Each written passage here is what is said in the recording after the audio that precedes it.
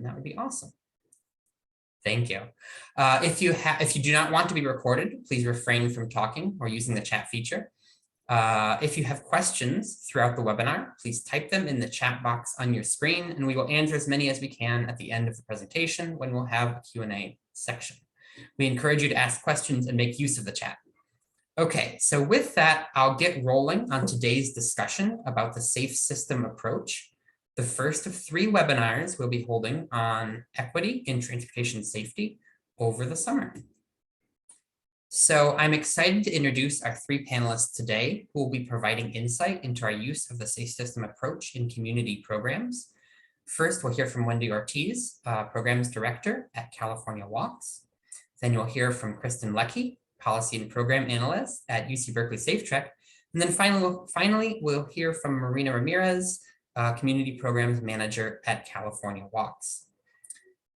But before I hand it off to them, I'll spend a few moments now outlining the FHWA's safe system approach, which will provide a baseline to then understand how we've adapted it and our version of it.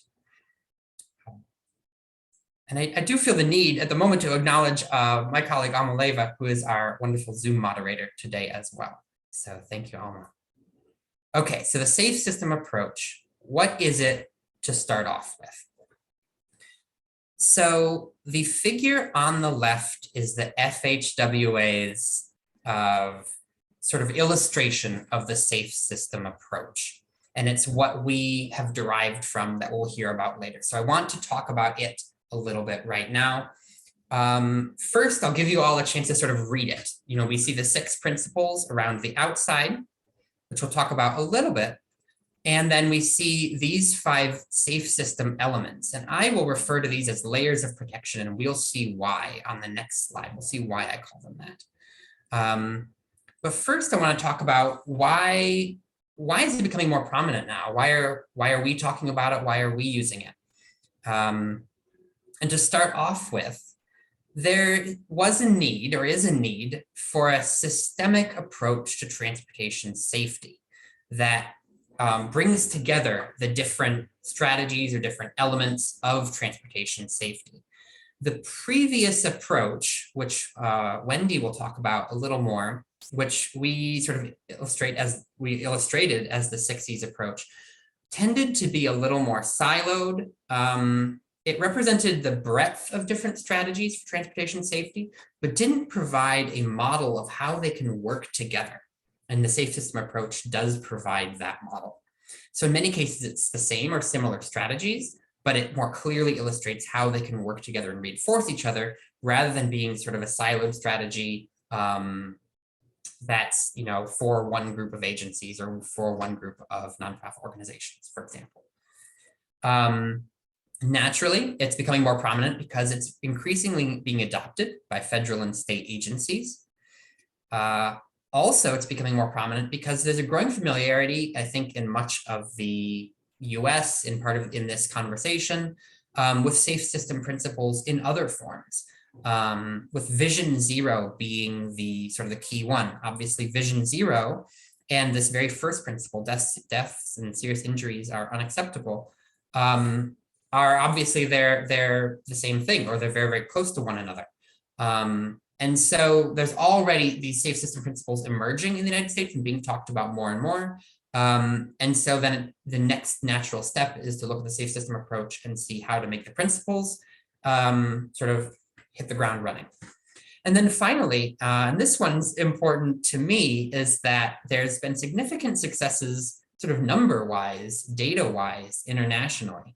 In a number of different countries that have adopted the safe system approach in one form or the other and really put it into action. And one notable one that I'll highlight is Australia, which has, as we know, plenty of rural roads, plenty of rural-urban interface, some of the same challenges that we face in the United States, and it's been successful in Australia. So it's a pretty, there's hope for the model in that sense as well. Okay, so on this slide, I'll discuss the safe system principles and elements in a little more detail and give everyone a chance to familiarize themselves even more with it before we head into how we have adapted them. So you see why I call these 5 elements here layers of protection, is each of these 5 elements has been transposed into a layer with holes in it, sometimes called a piece of Swiss cheese, and each one is labeled with one of those layers. And I just have to acknowledge the mixed metaphor here before we sort of roll past it, because these are definitely little viruses. These are pieces of Swiss cheese. The metaphor is not there, but we will take it and transform it into what we need. So instead of viruses, these are potential fatal or serious injuries. These are conflicts on the road. These are dangerous situations. The layers are the elements of the system, such as people being attentive, people driving at safe speeds, that seek to prevent fatal or severe injuries. And then sort of unlabeled on the right-hand side is where is the ultimate end result, or the bad possible result of one of these dangerous situations, which is a death or serious injury. So the death or serious injury is sort of at the right-hand side here, and the layers are trying to prevent them from becoming a death or serious injury. And so the holes in the layers are problems, such as a person making a mistake.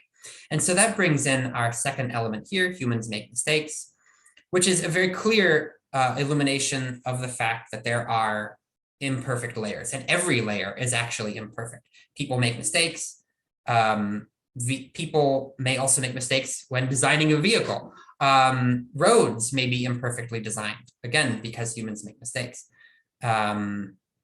Humans are vulnerable. So again, the idea that we need multiple layers to prevent humans from suffering forces that they are vulnerable to, that they can't survive otherwise. I see a good comment there about the order of the slices. Absolutely, they could be put in a number of different orders. It's a little arbitrary. We've ordered them here in this way so that we see the individual ones or the community level ones on the right-hand side, and then sort of the government or agency ones on the left-hand side and the right-hand side. And that'll emerge a little more as we see how we've adapted this model. But yes, the slices could be reordered for sure. Then we see the others. So responsibility is shared and redundancy is crucial. Those emerge from this model, which is that, lots of different individuals and agencies have different responsibilities in each of these layers. Some of them are maybe more personal responsibility. Some of them are maybe more agency responsibility. Some of them are both. Many of them are both, right? And so we know that multiple parties or all of the parties sort of share responsibility here. And we see that redundancy is crucial because obviously, because every layer has holes in it, people are going to be making mistakes. We do need additional layers to sort of further attenuate, further sort of prevent those dangerous situations from becoming a fatality or serious injury. Then finally, we've got our principle that safety is proactive. And this sort of comes directly from death and serious injury is unacceptable as a principle, which is that if we know that the system itself is unsafe and we can identify elements that are unsafe, we are driven to put additional layers of protection or change those faulty layers of protection to make those unsafe things less unsafe, make them safe. And ideally, we would do that before death or serious injury result. And so that's what we mean by proactive, is ideally making improvements, making changes that prevent death and serious injury in the first place, rather than waiting for death or serious injury to illustrate the weaknesses of our transportation safety system. So with that, and feel free to put more questions and comments in chat. We will be doing a Q&A at the end. But next, I'll hand it off to my colleague, Wendy, to talk about our adaptations to this model. So take it away, Wendy. Great, thank you so much, Garrett. Hi, everyone. My name is Wendy Ortiz, Programs Director with CalROCS. I'm really excited and happy to be here with all of you to give you some context about where we started with the 6 E's and how we eventually ended up at the Safe System approach and how we've adapted it to really fit community engagement and planning efforts. So like many of you, our community engagement programs all use the 6 E's for a really long time as our primary educational tool for community planning and advocacy work. While many agencies and organizations have messages or have missions that may coincide with one E or another, communities really don't. And the more that we work with communities, the more that we realize that we really need to be responsive and sensitive to their needs and their goals and really how they experience their worlds. So we know and have heard from communities all across the state that we've worked with about structural barriers that really influence the walking and biking environment, road user behaviors that impact that, and things like historical disinvestments in communities. The widespread disinvestment has really resulted in lack of walking and biking safety facilities like sidewalks, bike lanes, streets lined with beautiful shade trees. And we also know that low-income communities of color really are concerned with targeted enforcement strategies that pose significant risks to their safety, particularly the Black community and other communities of color. Because who gets stopped and for what purpose is often up to an individual officer's discretion. At some point in 2012 or so, our enforcement principle under the 6E strategy shifted to the idea that enforcement should really be educational and informative rather than punitive. Really in spring of 2020 or so, with the emergence of the Safe Systems approach and really having a strong commitment to work meaningfully with community-driven planning and equity and really meeting where the community is at, we turned from the 6 E's and kind of shifted to the Safe System approach, as did many local, state, and federal agencies. Next slide, please. So a major shift to the Safe System framework was really to focus specifically on equity and intersectionality, as we know that you really can't separate people's identities and experiences into these neat boxes. Like Garrett mentioned, oftentimes the 6E strategies worked in silos, and that just didn't coincide with how people experience their lives. So traditionally, human behavior was often considered to be the primary variable that led to traffic crashes. Whether that be someone who walks, bikes, or drives, but the Safe System approach really refocuses the importance of a holistic transportation system design and operation. So one of the first things that we did was to amend the principles, which I won't read them out loud, but you can see them there on the screen. And those principles are what can be found on the outer layer of the wheel. So our main amendment was to include the principle that prioritizes equity throughout the entire system. So unlike the 6 E's framework, where equity is its own standalone element, it oftentimes felt like that was at odds with other strategies within the framework. So the Safe System approach really aims to ensure that equity is prioritized within each layer of protection and within each strategy, so that altogether the framework itself really works to support people's physical and emotional well-being. Next slide, please. Really where we spent the bulk of our time is thinking through the layers of protection. The Safe System acknowledges that people will make mistakes, so we should really aim to improve safety for all road users through multiple layers of protection. So no individual layer is 100% protective, but when several layers are combined, the overall risk is reduced. So when we were trying to come up with additional layers of protection, we really wanted to focus on layers that are relevant to people who walk and bike and roll in their communities. We really wanted to tailor layers to be within the capacity of what communities and local agencies can really do. We really wanted to focus on really empowering communities with the information, the data, the knowledge, the experiences to really have these things come to fruition for their own communities. And we added layers that really bring in intersecting systems and didn't only and solely focus on what we traditionally interpret as like walking and biking safety issues. So within each layer of protection are several strategies that the community can take on to improve walking and biking safety in a much more holistic way. The strategies themselves range from preventing crashes by prioritizing financial investments in communities to adequately responding to and providing holistic care for all of those impacted after a crash has occurred. So once we solidified the layers of protection, we really worked to place our existing strategies plus bring in additional intersectional strategies from different fields to exemplify that particular layer of protection.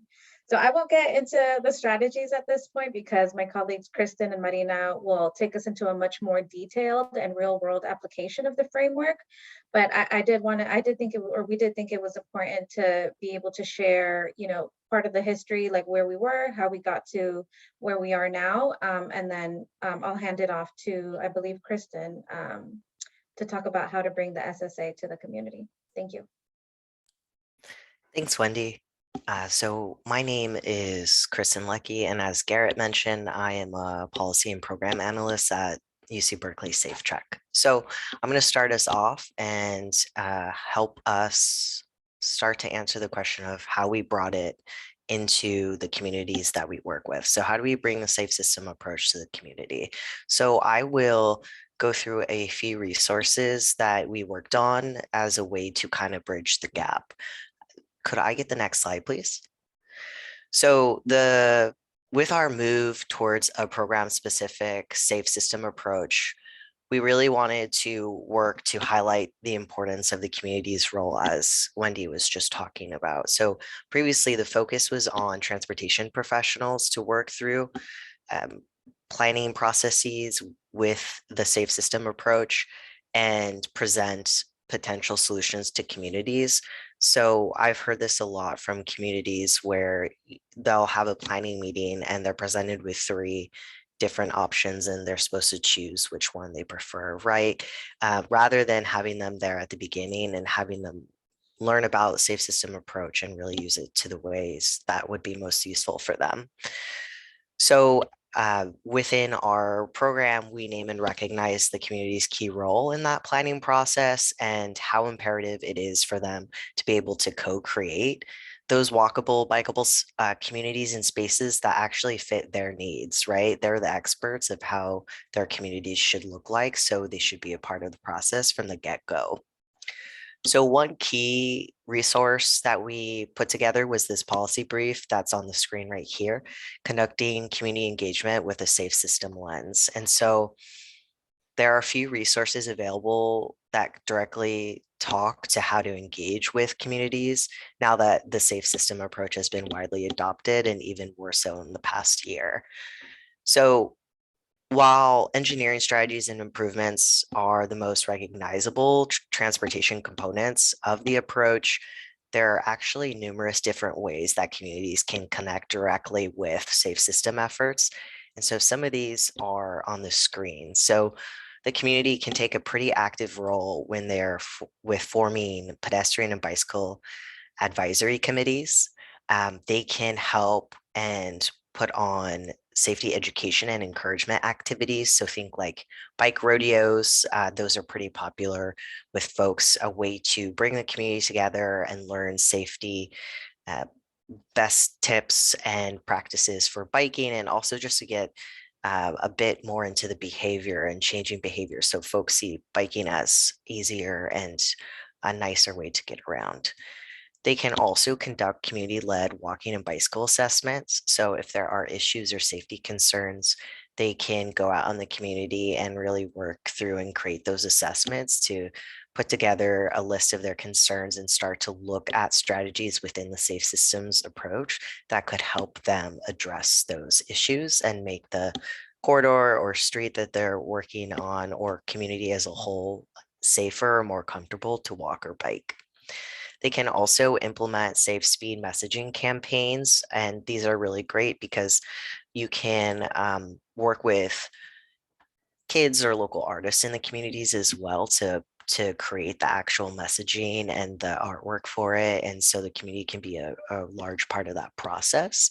And another way that they can be involved directly is to educate others within their communities on how to advocate for pedestrian and bicycle safety improvements. So that's really getting more into the community organizing, right? The grassroots movement. Could I get the next slide, please? So we also want to empower communities that are already doing work, right? And also provide resources for them or folks who are completely brand new to advocating around transportation projects. So SafeTrek administers the California Active Transportation Safety Information Pages, which is a mouthful. So shorthand, we call it CATSIP. And so this is a state-supported non-commercial site that's dedicated to presenting the latest and most useful online resources to encourage and promote safety for pedestrians, bicyclists, and then other non-motorized road users in California. So basically, this is a hub of great resources for folks. So one project that I worked on personally was this page, the guides and toolkits page on the CATSIP website. And basically it acts as an archive for anyone looking to create a more walkable, bikeable community. It's totally public. Anyone can access the resources. And I was able to categorize them into 3 main topics. And these are to help anyone create a safe, accessible, and community-oriented project. And so we have resources that are housed under bike and pedestrian projects. There's another, which is outreach and engagement focused solely. And then we also have safe routes to school. And so these are the main 3 topics. And essentially someone can navigate to one of the 3 topics they're most interested in, and then they're presented with a list of guides, toolkits, and other resources to help them better acquaint themselves with how to advocate for and actually implement safety projects in their community, how to do outreach for a specific project, etc. And so they basically are linked directly to all those resources. Next slide, please.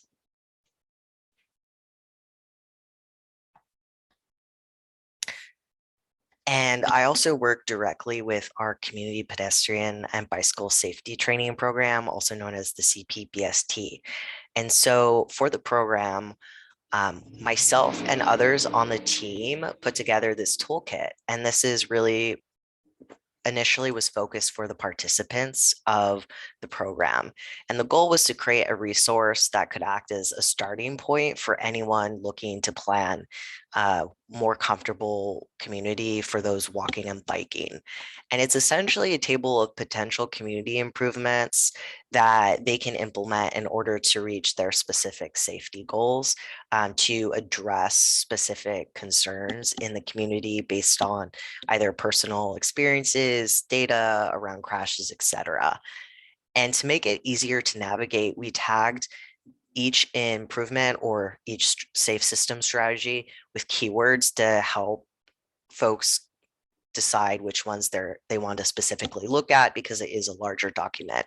And so those are broken down into the topics of community engagement and partnerships. And this is any sort of strategy that would allow opportunities to engage with the community directly and to create those partnerships with the community, community-based organizations, local businesses, and others. There's also we also broke it down into data. So that's any strategy that helps you collect, analyze, or provide data for a project. There's encouragement and education. And so that's anything that would encourage communities to walk, bike, or use public transportation, and or provide educational opportunities for folks to learn how to safely walk, bike, or roll. There's infrastructure. So that's infrastructure specific and changes to the actual layout of the roads in your community. There's safe routes to school, which of course is anything that would encourage or support safe routes to school efforts. Speed management is the next one. So any strategy that would help manage speeds on the roadway to make it safer for people walking and biking. And then the last one that we have is vulnerable populations. So strategies specifically looking to create safer streets and communities for our most vulnerable populations. So those are folks like seniors, people with disabilities, and then children, of course, as well. So these are a few resources that we've created. And I'm going to actually now pass it to Marina, who's going to talk specifically about how we incorporate the approach into our work with these communities. Thank you, Kristen. Good morning, everyone. My name is Marina Ramirez. I am a community programs manager with California Walks.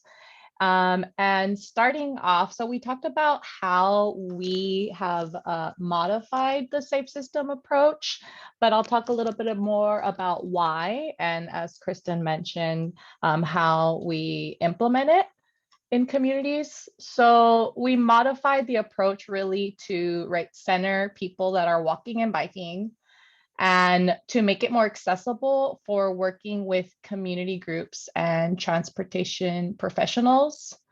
So that means that our safe system approach includes strategies that could be implemented by community groups, by cities, really all stakeholders, community stakeholders.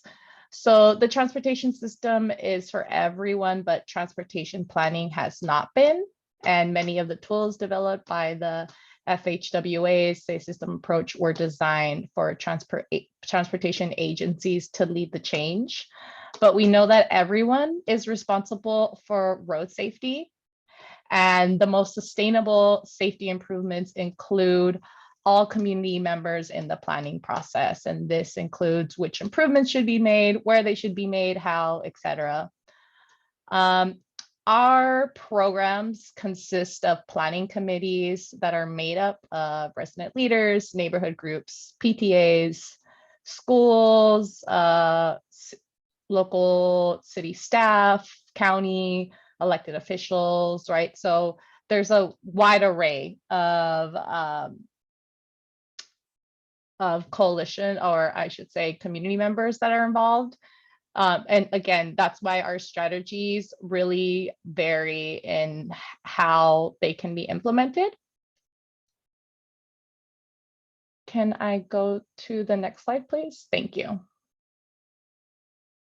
So in order to help communities ask for the improvements that they want to see, it's helpful if they have transportation professionals language. And so we're currently developing a video to introduce the safe system approach to communities. And the video will demonstrate, we'll be following two friends bike ride to a beach. That's our example. And it will demonstrate like the challenges and the joys of their journey and present safe system strategies as potential solutions to their challenges. So we'll uplift strategies like slower speeds, protected bike lanes, right? So those infrastructure improvements and also community programs and policies that could all be in place to make their ride safer, more enjoyable. So again, really incorporating how using strategies from the entire layers of protection makes it safer for them on their travels. So this video is an example of how we can equip communities with transportation language, but transportation professionals should still constantly work to understand, right, how residents experience walking and biking in their community. And most transportation policies and plans, right, are supposed to be data driven. However, crash data only explains part of the problem. So a safe system should also include forms of community reported and qualitative data that are vital to giving a voice to the data. So that goes back to what I was saying about transportation professionals constantly trying to understand, right, how people experience walking and biking. Next slide, please. Oh, yeah, go ahead. And again, this is a draft. But if anyone's interested, once it is finalized, we can share that with you all. Just let us know in the chat. Okay. So more tools on how we apply the safe system approach. So Kristen mentioned the toolkit.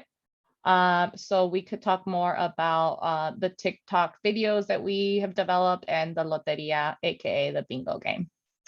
So we created TikTok videos to share the strategies with communities.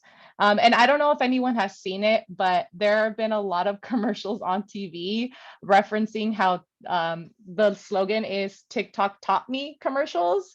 And that's because people are using TikTok more and more to learn tips and tricks on a vast array of topics. I myself have used it to learn how to tie a knot. So going with what is, what communities are using as people are just scrolling through their social media, hours of a day, we decided that would be a great platform to meet community where they're at. So this is an example of a TikTok video. We have them in English and Spanish. And then we've also created a loteria, which is just a bingo game. And the loteria is really tailored for Spanish speaking communities. It was important for us not to just translate the safe system approach into Spanish and talk about it in the same way we would in English, but to develop something that really centered Spanish speakers and develop materials that culturally connect with the community, like Loteria. Simply having materials in Spanish isn't enough because you're making content language accessible, but not culturally relevant. And we want to make, tools that people can connect with, like TikTok, like Loteria. And with our Loteria game, we put a twist right on this very popular Spanish-speaking community game. Another thing to keep in mind is that sometimes communities are already familiar with the strategy. So when they see the video or they see Loteria, they'll say like, oh yes, we have that in our community. Oh yeah, or I've seen it in a neighboring community. So it just, again, provides them the language, or they might be exposed to a completely new idea. Or a lot of times they share a new idea with us. And so we're learning with them. And as they're sharing new ideas with us, we are constantly updating these tools. And with that, I believe I am, I'll pass it over now to Garrett to facilitate our Q&A. Thank you. Great, thank you. Thank you, Marina, and thank you, Wendy and Kristen. And I really love that last point about us learning from the community, because I've experienced the exact same thing is that it's not necessarily that these are all like brand new, genius ideas, but instead that many of them are known ideas and that we were reminding and we're learning together how to make it happen. So we're going to turn on our videos now for a Q&A section. And we have a good bit of time for it. Hi, everyone. Okay, I might stop sharing for now so that folks can see us, something like that. Okay, and what we're going to do is, we've got a few questions already. We had a bit of conversation in chat, which is wonderful. So feel free to put more questions in chat.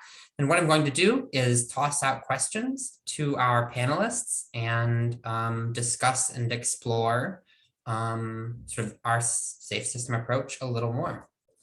And the first question I have, to give everybody a chance to think about, what questions might be, in their minds, are, I'd like to ask each of our panelists, sort of, where would you like this work to go next?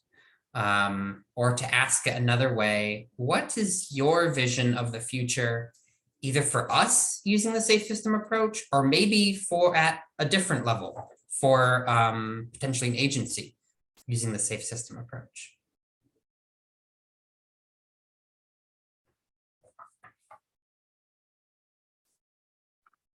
I can start us off. Yeah. Yeah. I often think about just how important and dire our work is, and just how urgent it is, because, you know, I feel like for those of us doing this work, we really understand and know the data that people are getting seriously injured and dying on our streets, and that really is unacceptable. I think I get really excited when there's like a lot of like innovation, like energy, creativity around doing things differently, presenting new frameworks, presenting new ways of engaging with the community, really kind of always adapting and learning from what we're doing. So really what I would love to see next is, you know, I think for CalWalks and SafeTrack, getting to this point is really years long worth of work, working with multilingual communities, communities from all across the state, rural, suburban, urban, I mean, just like a wide breadth of people. So I would really love to see that as we share these resources with all of you, you know, if you all choose to adopt them, or some of them, or use some of them, that we really hear from you to see what the experience is like using them, whether or not they work, whether or not, you know, you have other ideas to generate within it or take it in a new direction. I think those are the things that really excite me about doing this work, because it feels very urgent. But I think that there's a lot of ways to be really creative in how we approach things and make sure that we're not just doing things the way that we've always done, because then we end up getting the results that we've always had. So yeah, I think that's definitely something that I was thinking about even in preparing for this webinar. And really, I would love to see the community really feel empowered with like the knowledge, the experience, and the support by those that are working with them to really push for the changes that they want to see in their community. And obviously, you know, the framework is just a small part of that, but I do think that it's a good way of kind of rethinking the way that we do our work. Sure, absolutely. Thank you. Kristen or Marina?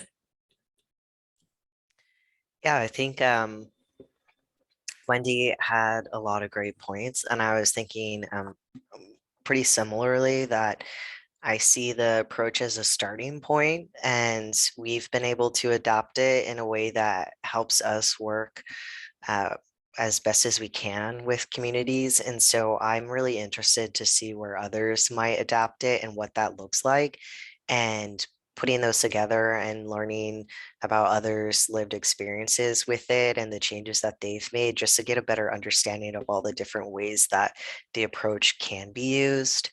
And I think also I agree that listening to the community and their thoughts around it. And I mean, I would be really curious.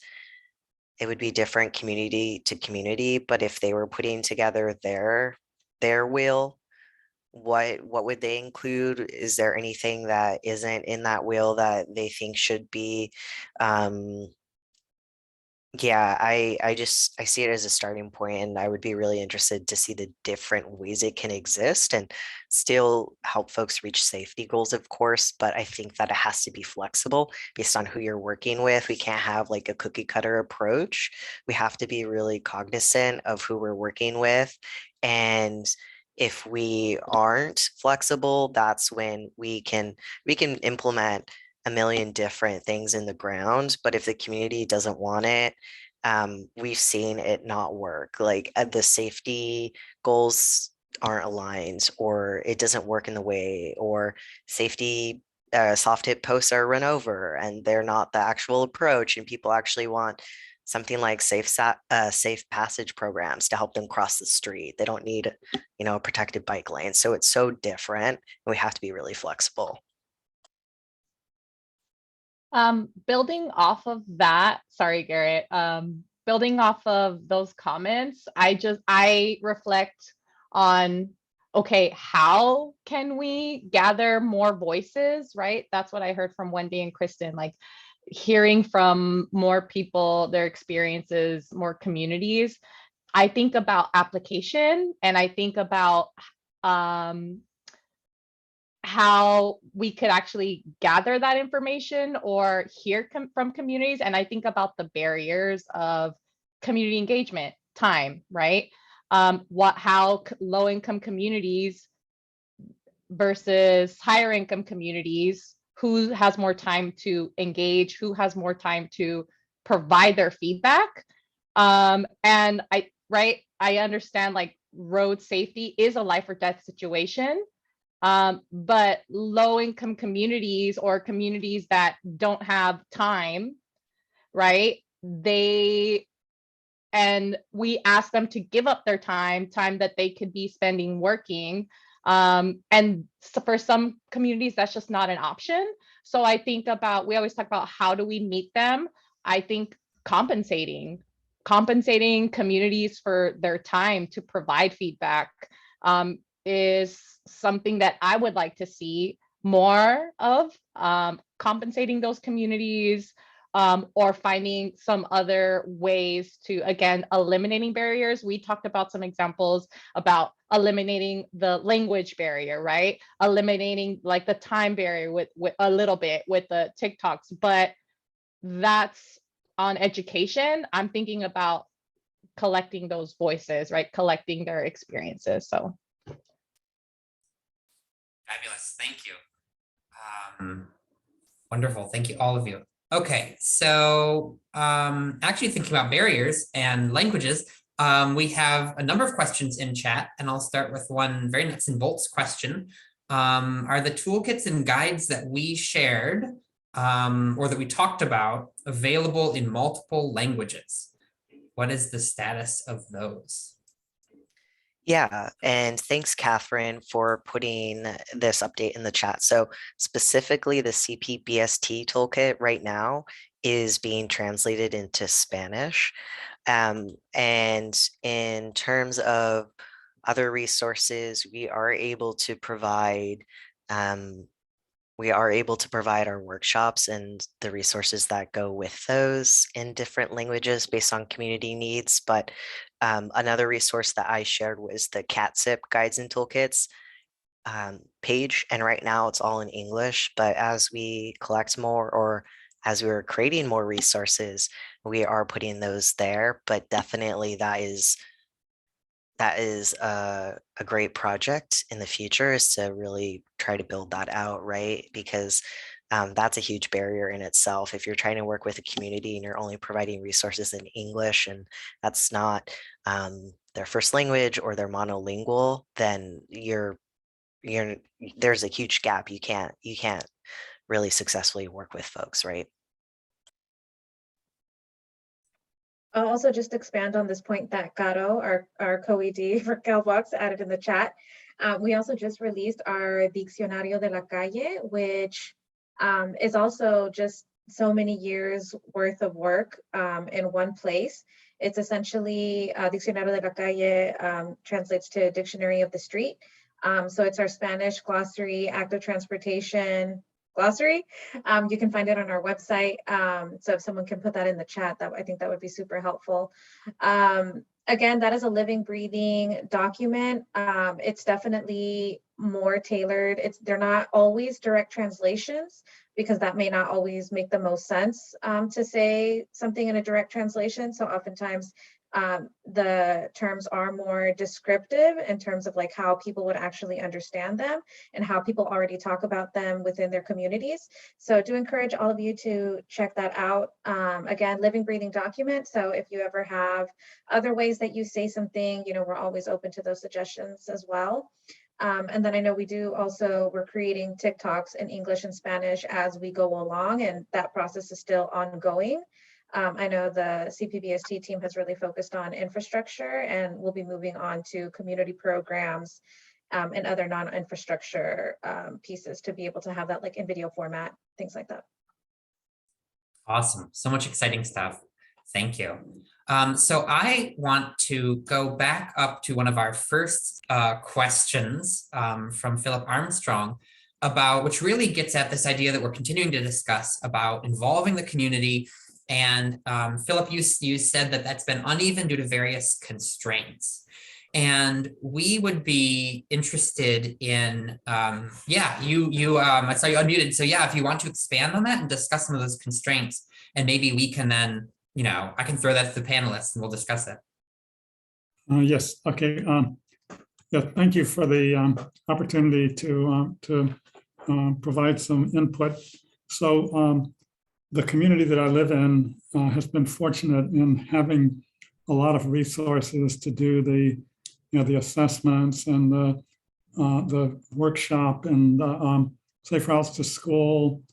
I think a active transportation program grant application was just submitted. So in other words, we're the recipient of a lot of attention and a lot of resources. However, the thing that has kind of fallen to the wayside is the substantive community of involvement. And early on, we were asked to be part of an outreach effort to communicate with the community about the various sidewalk and street improvements that are being proposed. But then we're working with LADOT, who is the implementation leader on this, and they've had like a lot of staffing problems, and the efforts to outreach to the community have been they've kind of like fallen to the wayside for the moment. And at one point we had been asked as part of the planning committee to go out and find community leaders who would be champions of this project. But then, that the communication completely fell off, and we were just kind of left, we had people who were interested, but they wanted to know what commitment was expected of them over what period of time. And we never got an answer to that. And so it's kind of like we're just, like watching, the train go by and wondering when we will be, implicated again in this process. And I work with a neighborhood council where I'm the chairperson of the Public Safety, Housing and Transportation Committee. And it was an effort for us to get involved in the process. And then once we were told that we would be included in the process, we've gotten invited to some meetings, but on the whole, we're just kind of like, as I say, kind of watching the train go by at a very fast clip, and wondering, like when the community will be engaged in the process. So that's kind of been my experience, and it's a very good experience. But on the other hand, it's kind of like push pull, or we're in, and now we're wondering where we are. Sure. Yeah. No, that sounds frustrating, and I think that, or I wouldn't be surprised if a lot of people were in sort of similar shoes. So yeah. So thinking about this sort of in community involvement, both getting the community involved and then, the community sort of making sure that it's involved with what, as you say, like the train that's currently passing by. What are our panelists, do any of you have thoughts about this or have experienced similar things?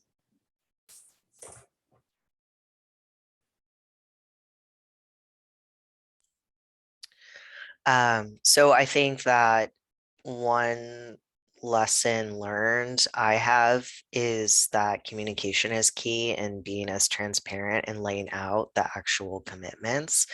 And so if you're asking the community to do work and to give time, the least you can do is be really transparent and outline the time commitment and what that looks like as much as you possibly can. And then I saw someone in the chat was mentioning the community-based transportation plans.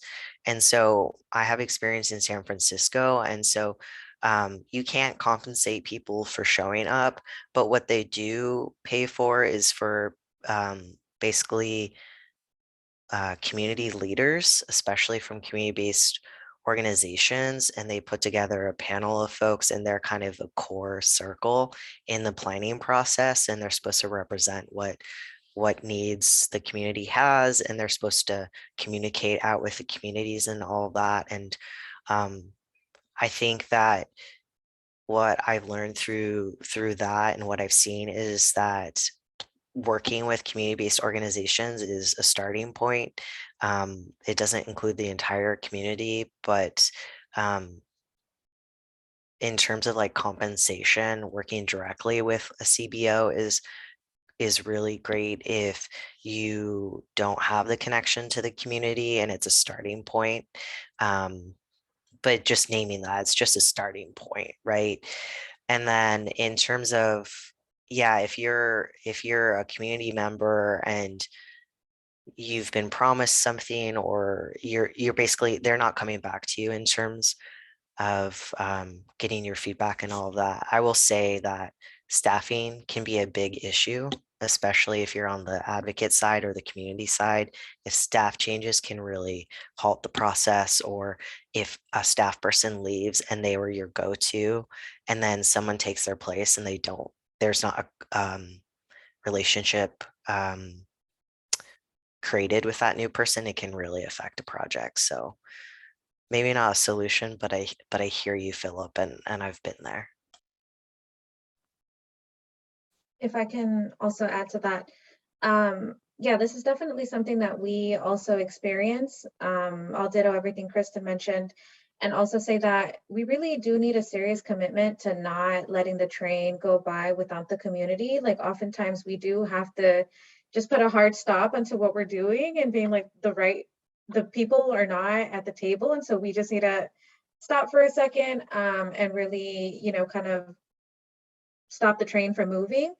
I often think that sometimes we need to get really creative as to who we are, like the communities that we're working with. Oftentimes they're not people that are part of nonprofits, part of coalitions. There's a ton of people in every community, everywhere, that care about mobility, that care about walking and biking safety, and just they themselves aren't plugged into maybe the organizations and the more official people that are working on it. So I think that we, as we hear from people, as we build connections, we're more and more partnering with, people that are just like working siloed or that are working by themselves to begin with, and then really helping them, connect to other people within their community, really helping them make those connections for themselves so that that's really sustainable in the long run.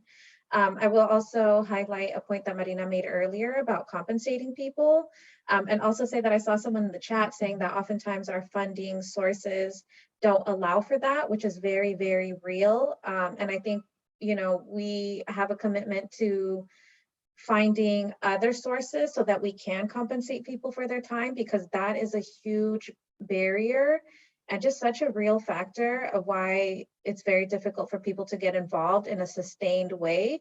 And what we know about this work is this is years long work. It's going to be really hard for someone to be committed for 5-10 years and really just to give up all of that time, because they have other commitments and other commitments really. So I will also offer that. Thank you, Kristen and Wendy.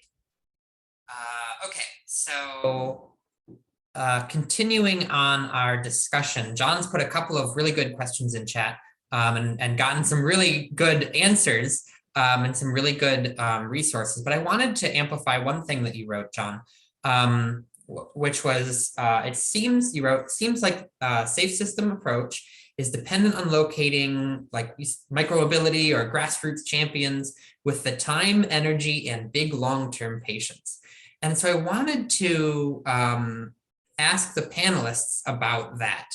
Is, that the idea that is the safe system approach dependent on these grassroots champions? And you're on mute, Marina, if you're I don't know if you're thinking out loud or not. I am thinking out loud, I always think out loud, but I was trying to understand like that I'm interpreting the comment correctly. But that phrase of the safe system approach is dependent on locating micromobility champions. As I mentioned during the presentation, right? For really like sustainable, meaningful safety improvements to occur and that are maintained, it does involve everyone. But I think that like in practice, that sometimes neighbors, residents, they just might be really interested in one thing. They just might be really interested in one of the components of the layer of protection. So that they want safe speeds, right? On the macro, that's the layer of the protection, or they might come about it from the micro of already identifying this strategy, like we need speed humps here. So I think that's already residents, neighbors engaging with the safe system at their level, right? They don't know it, but they're already engaging. And that's what I also meant at the beginning when I said sometimes they share with us new strategies, or they already know what the strategy is, they just don't have the language. So I think residents and anyone really interacts with the safe system approach in their own way without knowing it. And I think once we've identified how they're interacting with the safe system approach, that's a good segue transition to the larger picture, right? Like, oh, you mentioned speed humps. Oh, you mentioned reducing speeds. Well, how about this? And then you introduce all these other components. Don't know if that was the question, but that was what I reflected on. Thank you, Marina. Well, I saw a thumbs up from John, so it seems like a good sign of a response. I'll add that the principle of shared responsibility means that, well, it's obviously it's great to have a community champion, but there also is an impetus to, sort of bug all of the involved agencies, organizations, etc. Because they all share, even if they aren't necessarily a safety organization, they still are part of this umbrella of shared responsibility. And they, may have resources that are relevant. So, sort of a multi-level approach, ideally. And I think that echoes, I saw Lee wrote a really interesting thing about sort of Caltrans and matching funds as well, which we definitely don't have time to get into. But that speaks to this idea of shared responsibility, but also the plans and policies layer of protection, the sometimes somewhat arcane policies really are shaping the safety outcomes or the universe of possible safety outcomes. So it's all in the approach. So we are basically out of time. So I wanted to thank everyone for your participation today and all your wonderful questions, and for answering questions in chat as well that we couldn't get to out loud. So thank you all. Thank you to our presenters. Thank you, Wendy, Kristen, Marina, for your time on this and for sharing your knowledge and experiences. And I encourage everyone to take what you've learned today, apply it to your work. So our next webinar will be in the last week of July. The topic is community leadership building, the importance of giving space to the experts. And to tie it in with the safe system approach, we'll be discussing how the principle of prioritizing equity throughout the system advances the capacity strengthening layer of protection. And then finally, we will have these slides as well as a link to the recording of the webinar available for you all soon. So thanks so much for sharing part of your day. And goodbye. And as John said in the chat, yeah, take care and go outside. So though if it's too hot, maybe find a cooler time of day to go outside. But Bye, thank you all. everyone. Thank you. Thank you, Garrett. Bye-bye.